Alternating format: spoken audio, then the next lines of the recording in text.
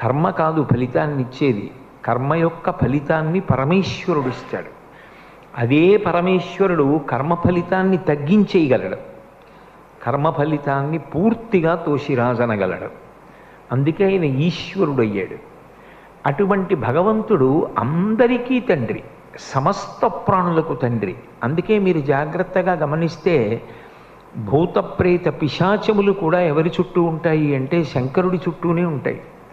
ఒక తండ్రికి 5 కొడుకులు ఉంటే ఒక ఆయన ఐఏఎస్, ఒక ఆయన ఐపీఎస్, ఒక ఆయన ఐఎఫ్ఎస్, ఒక ఆయన ఎంఎస్ చదివినా 5వ వాడు జేబు దొంగ అనుకోండి, వాడు జేబు దొంగ కాబట్టి నా కొడుకు కాదు అని తండ్రి అనడు, వాడు మారాలి అని కోరుకుంటాడు.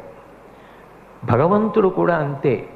చిట్ట చివరికి ఒక వ్యక్తిని సంహరించవలసి వస్తే అందులో కూడా కారుణ్యం ఉంటుంది. అందుకే ఈశ్వరుడు ఎవరు అంటే రాశీభూతమైన